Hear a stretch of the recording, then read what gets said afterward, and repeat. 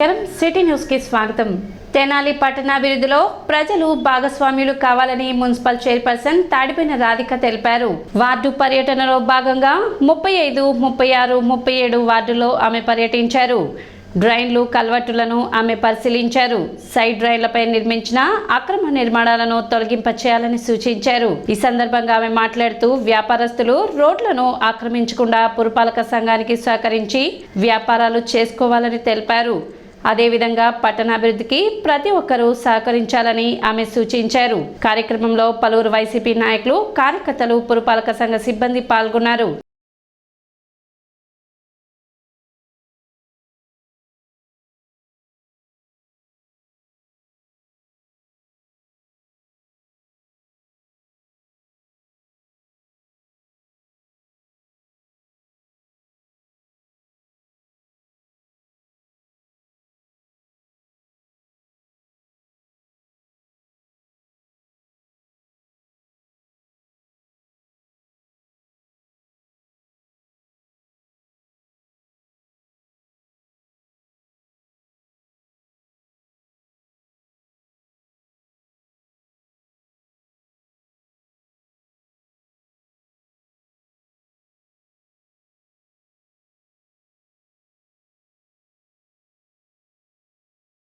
మన ఎమ్మెల్యే గారి ఆశీర్వాదం మేరకు మేము శానిటేషన్ అనేది స్టార్ట్ చేయడం జరిగింది. 35, 36, 37 వార్డుల్లో మేము ఈ పర్యటిస్తున్నాము. ఈ కాలువలో నాపరాళ్ళు, గోతాలు, బాటిల్స్, కవర్స్ ఇలాంటి ఎన్నో దాన్ని అడ్డపడతానా వాటర్ అనేది ఫ్లో అవ్వకుండా ఆగిపోవడం జరిగింది. అవన్నీ ఈ స్కిల్ట్ అది పెట్టి మేము తీయడం జరుగుతుంది. తెనాలి పట్టణాన్ని మేము ఇంకా మెరుగుపరుస్తామని, అలానే ప్రజలందరికీ కూడా మేము ఒకటే వినపంగా చెప్తున్నాము. కాలువల్లో పైన బండలో వేసేటప్పుడు నాపరాళ్ళు పడినప్పుడు మీరు తీపిపోయినా మా వర్కర్స్ వస్తున్నారు, వాళ్ళకి చెప్పుంచితే మేమన్నా తీపిస్తాము. పెద్ద పెద్ద నాపరాళ్ళు పడతానా ఈ వాటర్ పోకుండా ఆగిపోవటం అక్కడే జరుగుతుంది. ఆ వాటర్ మూలాన దోమలు ఇలాంటి మీకు అనారోగ్యంగా పాలవ్వకుండా ఉండాలని ఒక గొప్ప ఉద్దేశంతో మేము మన మున్సిపల్ చైర్పర్సన్ గారు 35, 36, 37 వార్డులు పర్యవేక్షణకు వచ్చి చూసి ఈ అన్ని కాలువలన్నీ పూడిపోయినాయని సిల్ట్ తీయటం మొదలుపెట్టారు. సిల్ట్ తీస్తున్న కాడి నుంచి చాలా శుభ్రంగా ఉంది. ప్రజలు కూడా హర్షధ్వానాలు వ్యక్తం చేస్తున్నారు.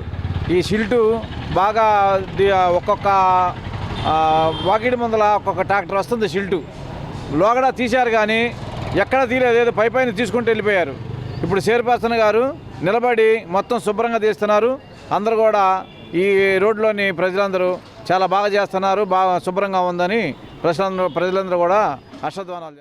సంక్రాంతి పండుగ విరామం తర్వాత రెండో విడత పాదయాత్రను మాజీ మంత్రి ఆలపాటి రాజేంద్ర ప్రసాద్ ప్రారంభించారు. తెనాలి మండలం నందివెలుగు గ్రామం నుండి 7వ రోజు పాదయాత్రను ప్రారంభించారు. ముందుగా పల్లెలోని అంబేద్కర్ విగ్రహానికి పూలమాలలు వేసి నివాళులు అర్పించారు.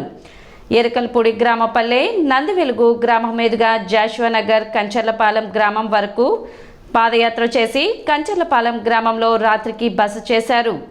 ఈ సందర్భంగా మాజీ మంత్రి ఆలపాటి రాజేంద్ర ప్రసాద్ మాట్లాడుతూ జగన్ ప్రభుత్వం పేదవాడికి 30 లక్షల ఇళ్ల స్థలాలు కొండల్లో, గుట్టల్లో, చెరువుల్లో ఇచ్చి సంకలు గుద్దుకుంటున్నారని, పేదవాడి సొంతింటి కళ సాకారం కోసం 30 లక్షల ఇల్లు కట్టిస్తానని ప్రగల్భాలు పలికి ఎన్ని ఇళ్లు కట్టారో గుండెల మీద చేయి పెట్టుకుని చెప్పగలరా అంటూ ఆలపాటి రాజేంద్ర ప్రసాద్ ప్రశ్నించారు. గతంలో టీడీపీ పేదల కోసం ఇల్లు కట్టిస్తే ఇల్లు కట్టించలేదని దుష్ప్రచారం చేశారు. వాటిలో 5% మీరు ఇల్లు కట్టి పేదవాడికి ఇచ్చారని దుయ్యబట్టారు. బీజేపీ ప్రభుత్వం పేదల ఇల్లు కట్టుకోవడానికి ఇస్తున్న నిధులను కూడా వైసీపీ ఖాతాలోనే వేసుకున్నారని విమర్శించారు. గతంలో టీడీపీ రాష్ట్రంలో చేసిన అభివృద్ధిని జగన్ ప్రభుత్వం చూపించుకొని మాయమాటలు చెప్పుకొని బ్రతుకుతున్నారని తెలిపారు. రాబోయేది టీడీపీ జనసేన ఉమ్మడి ప్రభుత్వం అని, టీడీపీ జనసేన ఉమ్మడి మేనిఫెస్టో ద్వారా ఎస్సీ, ఎస్టీ, బీసీ, మైనార్టీలకు, రైతులకు, మహిళలకు, నిరుద్యోగులు, విద్యార్థులు, విద్య, వైద్యం, అనేక సంక్షేమ పథకాలు రాష్ట్రం అభివృద్ధి దిశగా ముందుకు వెళ్తుందని ఆలపాటి రాజేంద్ర ప్రసాద్ చెప్పారు. కార్యక్రమంలో టీడీపీ నాయకులు, కార్యకర్తలు పాల్గొన్నారు.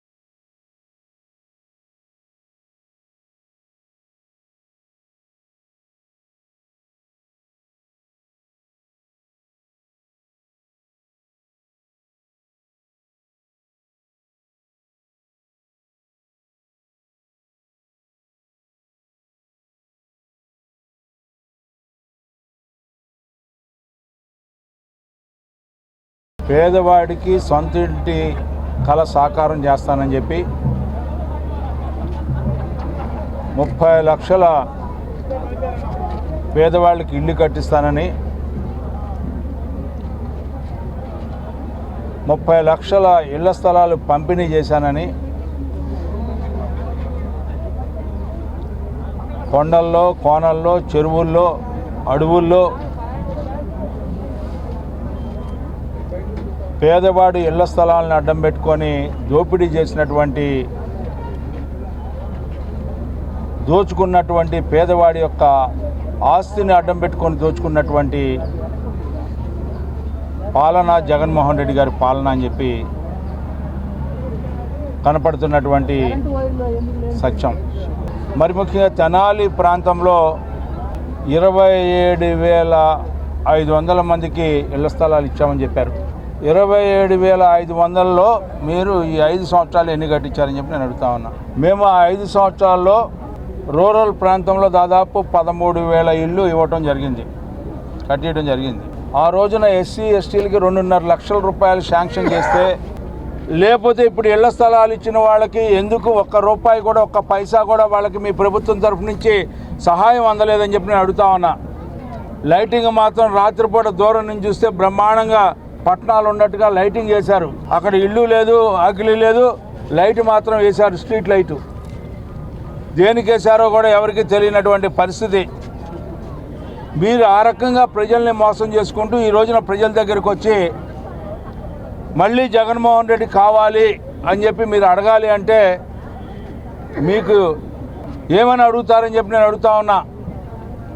మద్యపాన నిషేధం చేశామని అడుగుతారా? ఓట్లు మహిళల్ని ఇల్లు కట్టామని చెప్పి పేదవారిని అడుగుతారా? లేకపోతే రోడ్లు వేసామని చెప్పి పేదవాళ్ళని అడుగుతారా? లేకపోతే కాలనీలో డ్రైన్లు కట్టామని చెప్పి పేదవాళ్ళు అడుగుతారా? ఇవాళ మేము వేసిన రోడ్డు కాకుండా ఈ కాలనీలో మళ్ళీ రోడ్లు వేసినటువంటి ప్రభుత్వం ఇవాళ మాయ మాటలు చెప్పి బతుకుతూ ఉంది. మైనార్టీలు ఉన్నారు ఇక్కడ, మైనార్టీలకు మీరు ఏం న్యాయం చేశారని చెప్పి నేను అడుగుతా ఉన్నా. చేయకపోగా ఈ రోజున ప్రజల్ని మోసం చేయడానికి ప్రయత్నించే కార్యక్రమం మీరు చేస్తున్నారంటే ఇంతకంటే దుర్మార్గం ఏముంటుందని చెప్పి మీకు మనవి చేసుకుంటూ, ఈ పాదయాత్ర ద్వారా, ఈ ప్రజాయాత్ర ద్వారా రాబోయే ప్రభుత్వం తెలుగుదేశం అదేవిధంగా జనసేన పార్టీ ఐక్యతతో కూడినటువంటి ప్రభుత్వం రాబోతూ ఉంది. ఉమ్మడి మేనిఫెస్టోని ఒకటి రిలీజ్ చేసాం.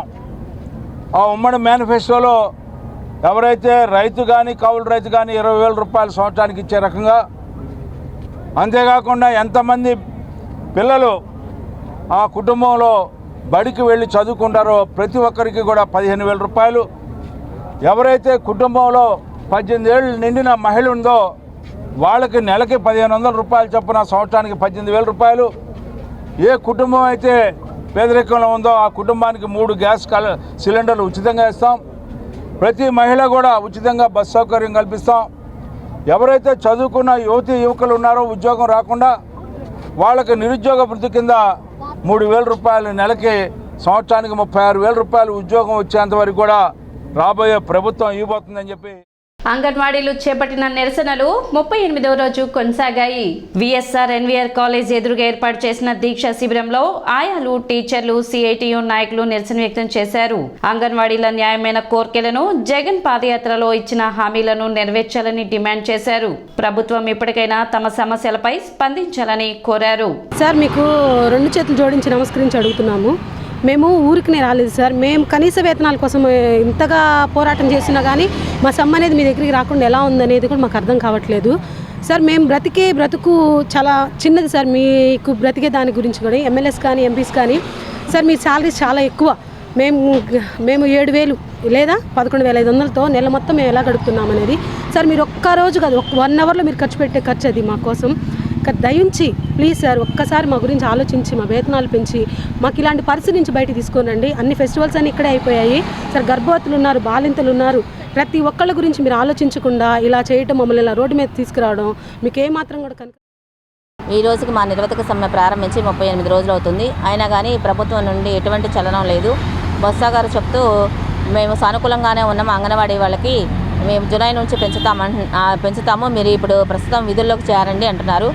అయితే ఏ విధంగా విధుల్లోకి చేరాలండి? ఎటువంటి జీవో లేకుండా ఎటువంటి హామీ మాకు లేకుండా మేము విధుల్లోకి ఎలా చేరగలుగుతాము? ఈ నిర్వధిక సమ్మెలు ప్రారంభించి ఇవాళకి 2వ రోజు అయింది. ఈ రోజైనా సరే ప్రభుత్వం మా దయ ఉంచి ఈ జీవో అయినా ఇవ్వాలి. జూలై నుంచి పెంచినా సరే ఇప్పటికి జీవో అన్నా రిలీజ్ చేసి మాకు ఒక హామీ అంటూ ఇస్తే తప్పితే మేము మా విధులోకి హాజరవ్వమండి. మా సమ్మెను మాత్రం కొనసాగిస్తూనే ఉంటాము. సిటీ న్యూస్ ఇంతటితో సమాప్తం. నమస్కారం.